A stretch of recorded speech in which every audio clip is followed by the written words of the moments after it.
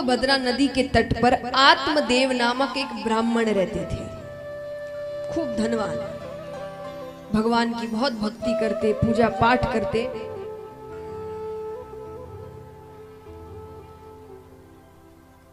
सारे सुख थे उनके पास, सिवाय एक के कि उनके कोई संतान नहीं थी। पत्नी का नाम था धुंधली। जितने गुण पति में उतने अवगुण पत्नी में। झूठ बोलना, कलह करवाना, जब तक उठकर वो 2-3 घरों में कलह ना करवा दे वो भोजन नहीं करती थी। लेकिन इसके बाद भी आत्मदेव बड़े प्रसन्न थे। ऐसा नहीं कि आत्मदेव सोचे भगवान से कि भाई कैसी पत्नी दी है मुझे, वो कहते भगवान को कि अच्छा है ऐसी पत्नी दी है, ऐसी दी है तो आप में लगा हुआ हूं, अच्छी दी होती तो उसी के पीछे लगा रहता। तो वो इसमें भी प्रसन्न थे कि अच्छा है कोई बात नहीं। बस एक दुख कि उनको संतान चाहिए थी, उनको संतान नहीं हो रही। बड़ी कोशिशें की, हर रूप से पूजा पाठ भी कराए, दान इत्यादि किया, लेकिन संतान नहीं हो रही। अंत में हार कर उन्होंने सोचा कि एक गौ माता को घर पर लेकर आते हैं, उनसे जो बछड़ा या बछड़ी होगी उसको अपनी संतान मानकर मैं पालूं। पर ऐसा दुर्भाग्य कि वो गौ माता भी बांझ निकली, उसको भी कोई संतान नहीं। अंत में ऐसा विचार आया कि शायद मुझ में कोई खराबी है। खराबी यानी मैं ही मनहूस हूं, मैं जिसको अपने घर लेकर आता हूं उसको संतान नहीं होती। ऐसे जीवन का क्या हो? मन में इच्छा आई कि आत्महत्या कर लेते हैं। जाते हैं, नदी में कूदने ही वाले हैं कि पीछे से एक ऋषि खींचते हैं। अरे क्या कर रहे हो? इतनी मुश्किल से मनुष्य जन्म मिलता है, उसको ऐसे ही त्याग दोगे? वो रोने लग गया। उसने कहा मुझे संतान नहीं है, मुझे एक संतान चाहिए, संतान के बिना जीवन जीवन नहीं लगता। अरे संतान नहीं होगी तो मेरा पिंडदान कौन करेगा, मेरा कल्याण कैसे होगा?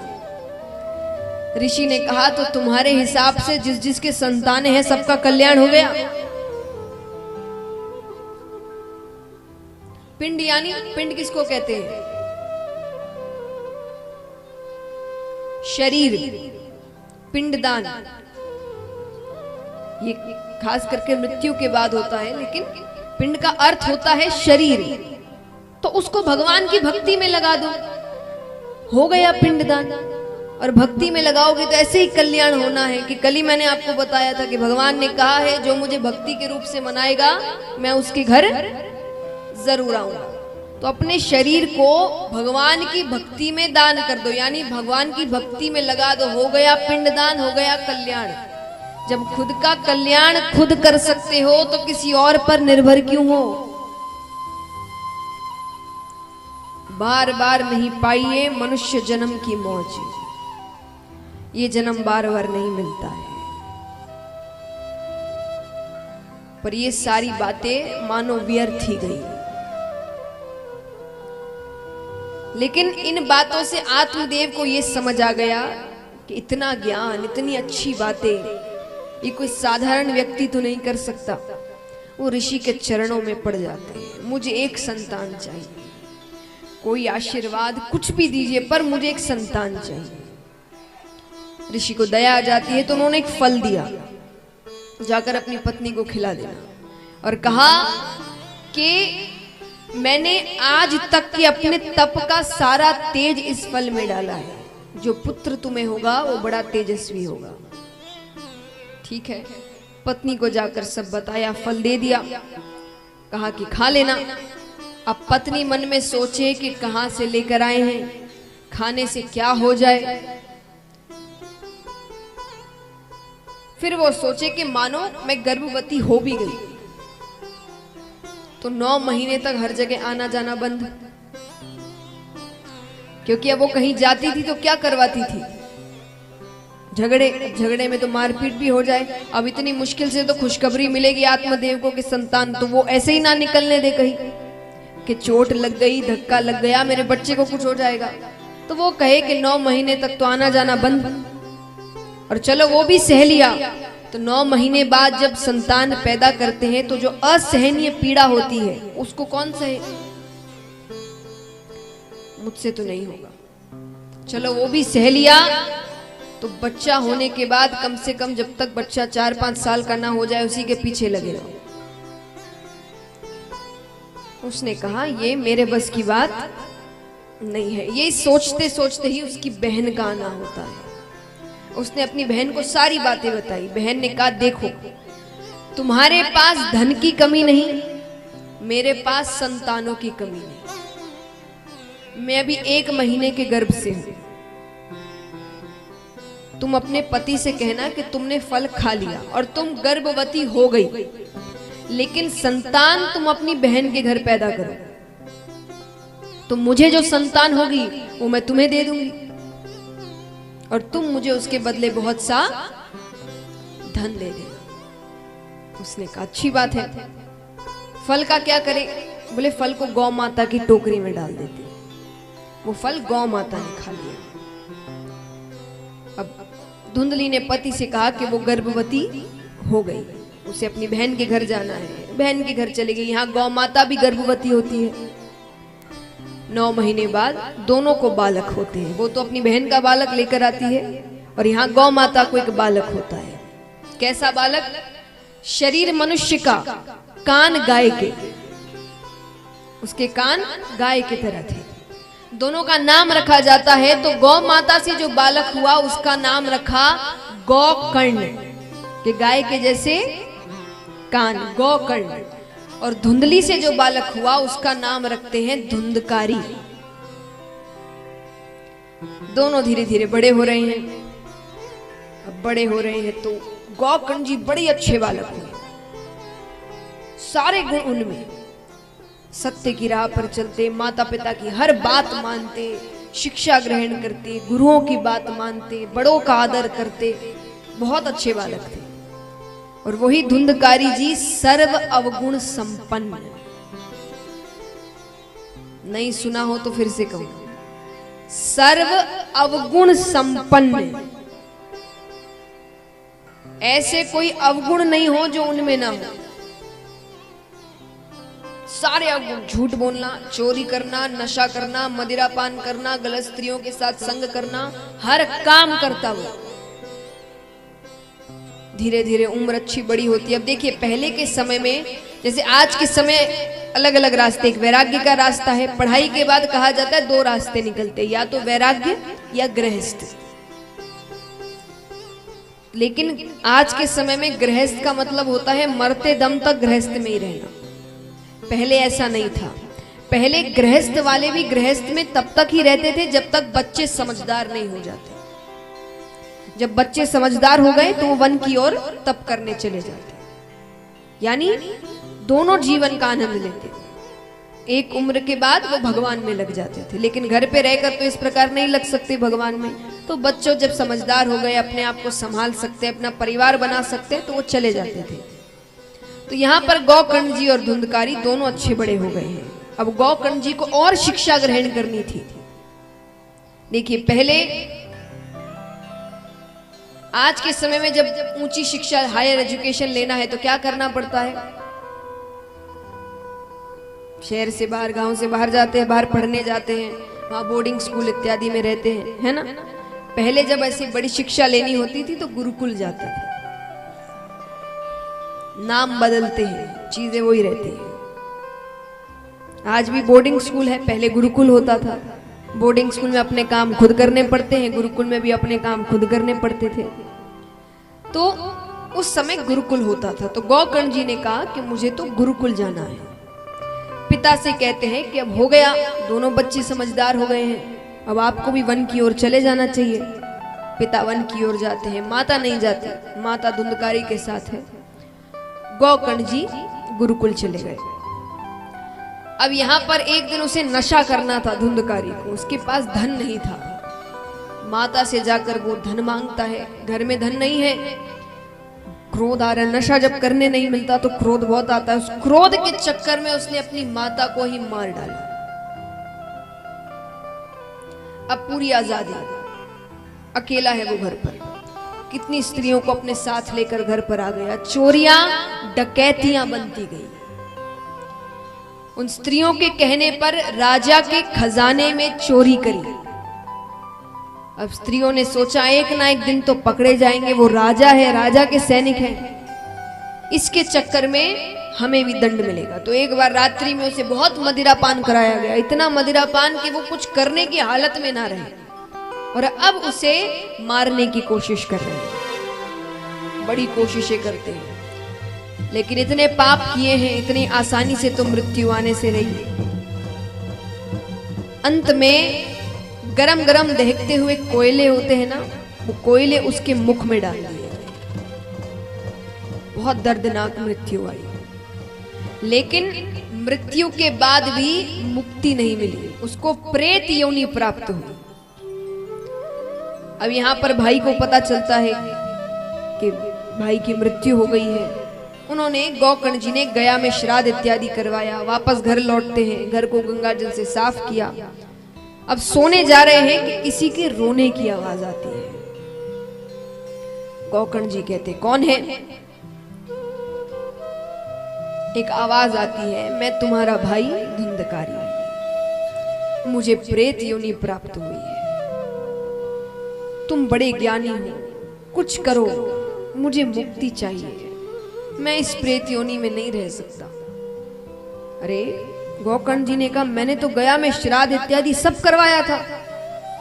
धुंधकारी कहते हैं गया श्राद्ध शते नापी मुक्तिर में न भविष्यति, एक बार क्या 100 बार भी मेरा श्राद्ध करा दो मुझे मुक्ति नहीं मिलेगी, मैंने ऐसे भयंकर पाप किए, अब तुम कुछ करो मेरे लिए। उन्होंने कहा ठीक है आप जाइए, अभी मैं कल सुबह बताता हूं। वो सुबह सुबह यानी ब्रह्म मुहूर्त के समय उठ जाया करते थे। सूर्य नारायण भगवान आने ही वाले हैं, वो उनको रोकते हैं। देखिए जो व्यक्ति त्रिकाल संध्या होती है, त्रिकाल संध्या यानी 3 बार पूजा,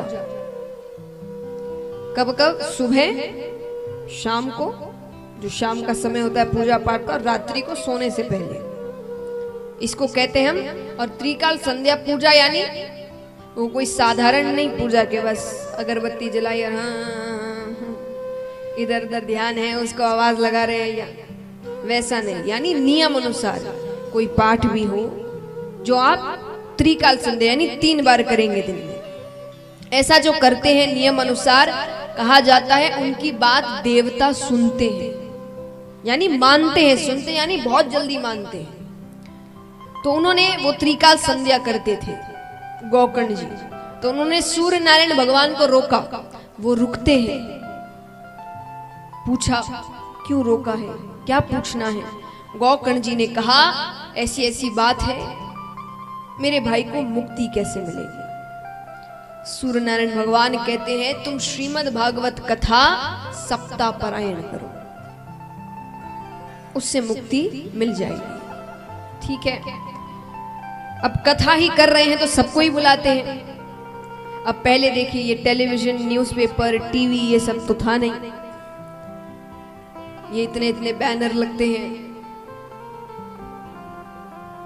ऐड करते हैं ना, पहले ये सब होता नहीं था। तो पहले कैसे पता चले? आजकल तो इन चीजों से पता चल जाता है कि कथा हो रही है। यानी मान लीजिए कथा आपने कराई है पर पूरी दुनिया ये कथा सुन रही है बैठकर, घर बैठे बैठे। साधन ऐसे हो गए हैं, पहले नहीं था। तो पहले कथाओं की सूचनाएं कैसी दी जाती थी? अपने कुछ मित्र रिश्तेदार से कहते, फिर उनसे कहते, वो अपने मित्र रिश्तेदारों से कहे, वो उनके मित्र रिश्तेदारों से कहते। ऐसे हर व्यक्ति कम से कम 4-5 व्यक्ति को कथा की सूचना देता था। तो उस तरीके से सब कथा में आता। और उससे भी ज्यादा जल्दी अगर सूचना देनी है, एकदम स्पीड पोस्ट जो होता है, तो बस कुछ महिलाओं को कह दो, फिर तो पूरे गांव में जो खबर फैलेगी। अच्छी बात है, तो सेवा है, सूचना पहुंचाने की सेवा। तो महाराज, तो उन्होंने सभी को इस प्रकार सूचना पहुंचाई। बहुत भक्त कथा में आते हैं, लेकिन क्योंकि प्रेत हैं तो वो ठहर नहीं सकते, और कथा सुनने के लिए तो ठहराना पड़ेगा, ऐसे घूमते घूमते तो कथा सुन नहीं सकते। तो 7 दिन की कथा है, तो 7 गांठों वाला बांस मंगाया गया और उनके बीच उनको रखा गया, यानी 7 गांठें बंधी है। 7 दिन है, पहले दिन की कथा होती है, पहली गांठ फट जाती है। दूसरे दिन की कथा, दूसरी गांठ फटती है। तीसरे दिन, चौथे दिन, 5वें दिन, 7वें दिन 7 गांठें फटती है और उसमें से एक दिव्य पुरुष निकलते हैं। सिर्फ 7 दिन उनको लेने भगवान का विमान आता है। अब भगवान का विमान आया तो गौकर्ण जी कहते हैं कि नहीं, कथा सबने सुनी है, सिर्फ विमान इसके लिए क्यों? अब मान लीजिए आप सब 7 दिन, यहाँ कितने हैं जो 7 दिन के लिए आए हैं, यानी 7 दिन समय देंगे? हाथ उठाना। चलिए, बहुत अच्छी बात है। 7 दिन आप मान लीजिए, 7वें दिन यहां में से सिर्फ किसी एक को भगवान आए और दर्शन देकर चले जाए, आपको अच्छा लगेगा? नहीं, क्यों? हाँ हाँ, सबको सुबह आप कहेंगे हमने भी सुनी है, हमने भी समय दिया है 7 दिन, हमने भी दुकानें बंद करी अपनी, तो हमको भी दर्शन होने चाहिए थे। तो गौकर्ण जी ने भी यही कहा कि कथा हमने भी सुनी, समय हमने भी दिया, विमान सिर्फ इसके लिए क्यों?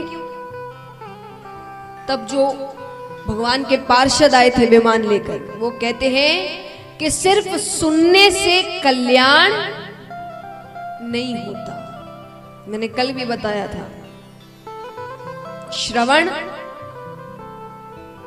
किस किस को याद है? देखते हैं। श्रवण, चिंतन, मनन। हम कैसे सुनते हैं? अब मान लीजिए आप सब बैठे हैं, सुने, 3 घंटे बाद कथा खत्म हुई, उठे, कपड़े झाड़े, जो था वो यहीं छोड़कर अपने घर चले गए। घर जाकर घर के कार्यों में लग गए, काम में लग गए, सब कुछ भूल गए। दूसरे दिन फिर नए दिमाग से आते हैं, कुछ ठीक से याद नहीं। तो ऐसे कल्याण नहीं होता। और पार्षदों ने कहा आप ऐसे चले जाते थे, पर ये तो नहीं जा सकता था क्योंकि ये तो बंधा है, वो यहीं बैठे रहता। अब बैठे रहता तो क्या करे? तो वो कथा का चिंतन करता, क्या क्या बातें हुई। चिंतन करेंगे तो सार समझ में आता है कि आपको क्यों बताई गई है कथा, सार क्या है।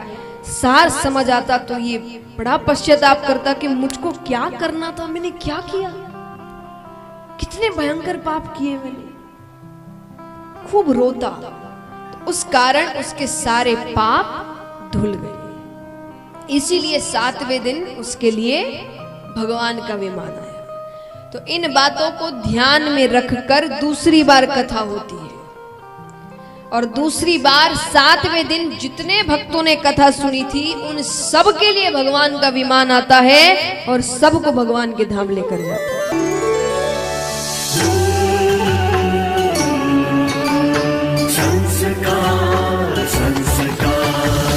संस्कार, द चैनल ऑफ इंडिया, हमारी संस्कृति।